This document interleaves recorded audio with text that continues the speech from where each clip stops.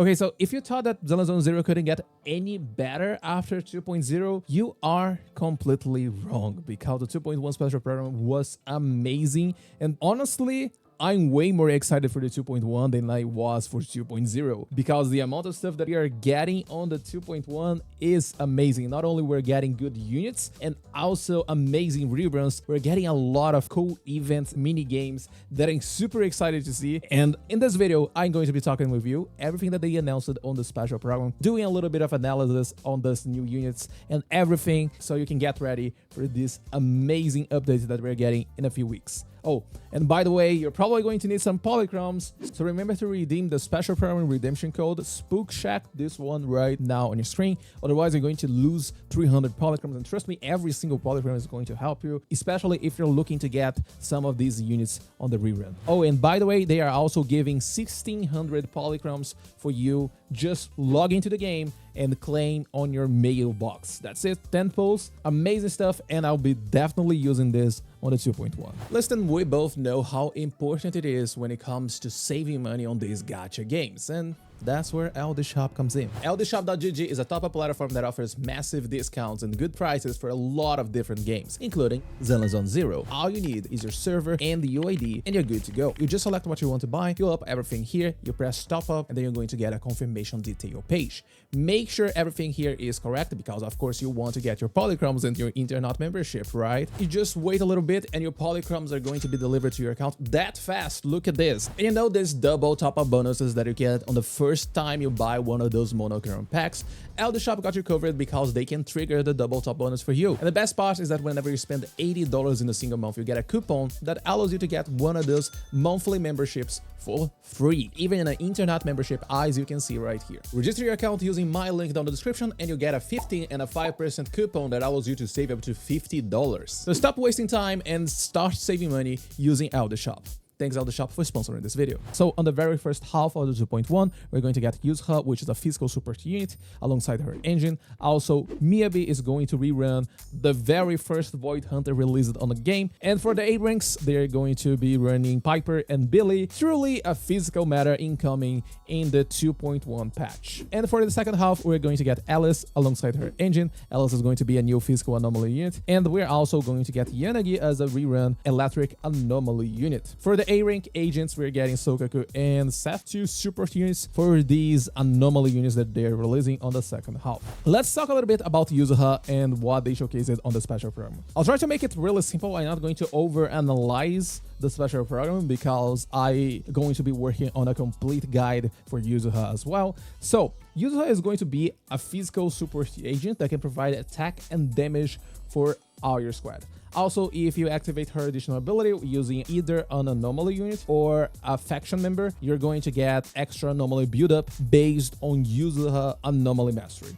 So she's pretty much Astra, but for anomaly teams, and you can even see that they are showcasing here Yuzuha being run alongside Miyabi and Vivian, which are 2 anomaly units, right?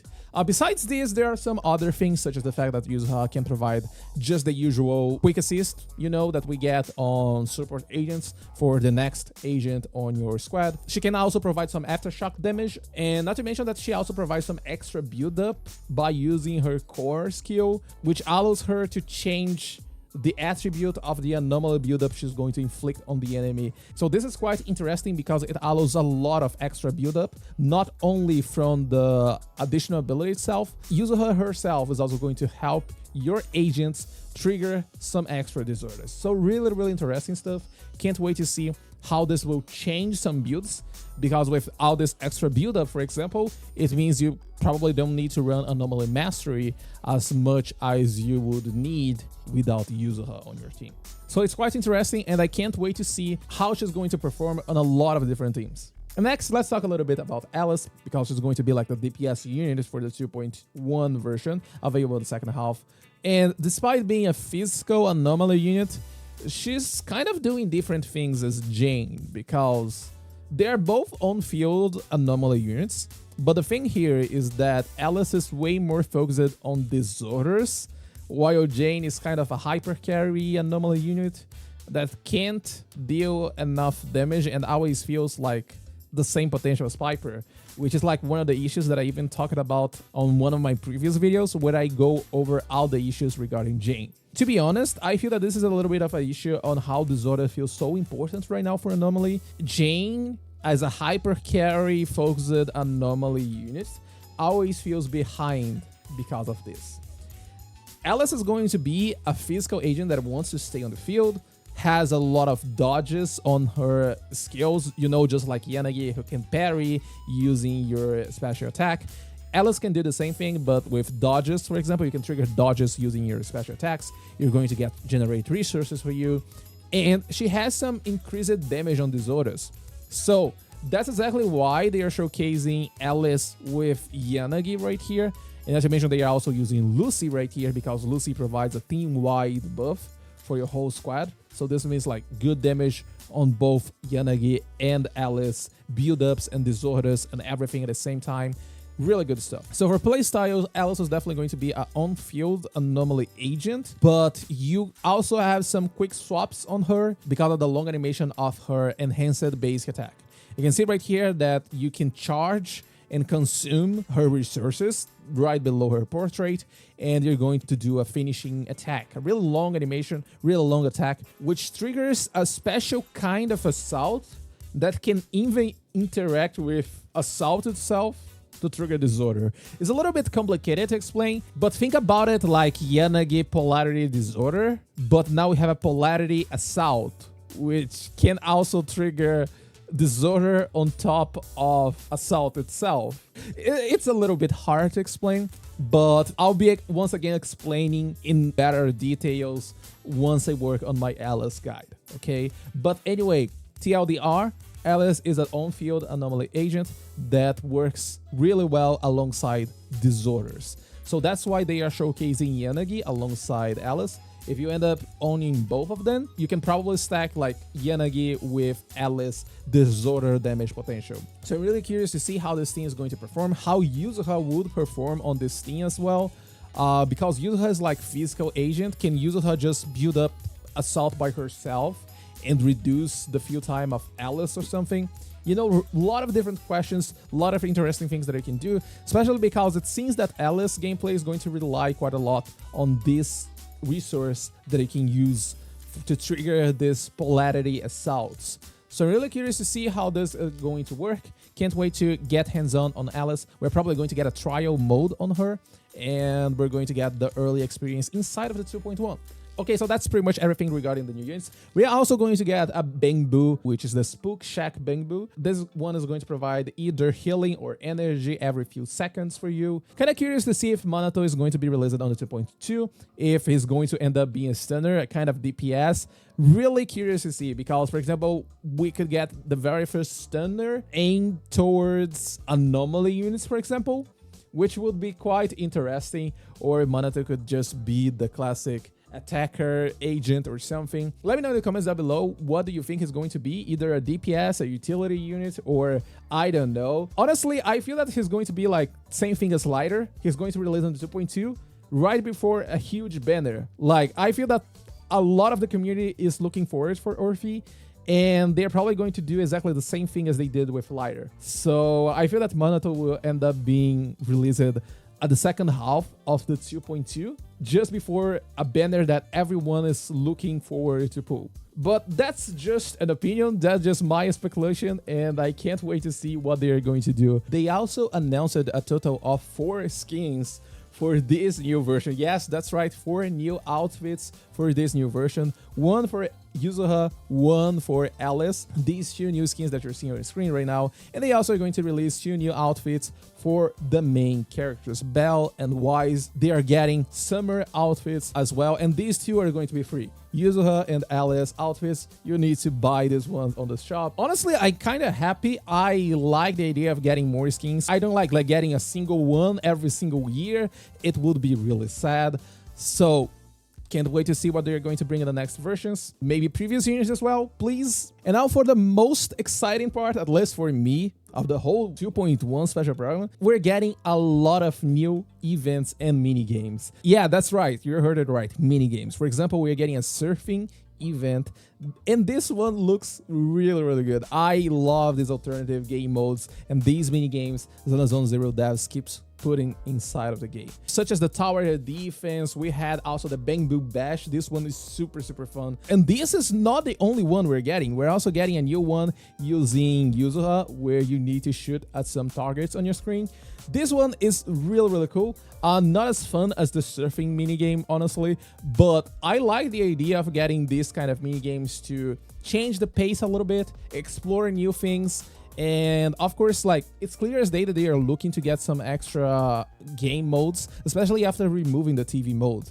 So I feel that they are doing a really great job on this. And this is not everything. Do you all remember the fishing event that we got in the 1.5 version? Well, they are releasing some updates for the fishing event, and they're going to get like new features, new fishes, and a lot of cool stuff. This is the event, by the way, that is going to reward you with Belle and Wise summer outfits. So remember to do this one if you're looking to get these free outfits for your account. Now, the one that I'm super excited to play is the Auto Chess Bangboo game mode. Yep, you heard it right.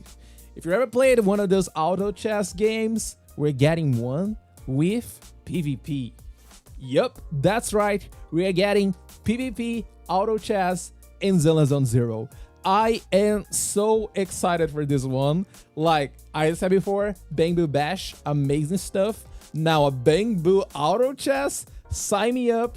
I used to play TFT, like a lot of TFT, so I am definitely going to play this one non-stop. So yeah, now this time for real, that's everything that we're getting when it comes to new game modes, new mini games, but still a lot of cool stuff. ZZZ devs, please keep cooking. We need more of these. This is really cool. Besides this, they announced it before, and we're finally getting a new update for the Battle Tower. This time, they are doing some really interesting changes for how you should approach the tower, because if you take a look, you're going to notice that there's a timer on your screen. So this means that, unlike before, where you could pretty much just stall the fight until you heal yourself using a Vocaboo, until you shield yourself using Caesar once again, now this kind of forces you fight the enemy as fast as possible.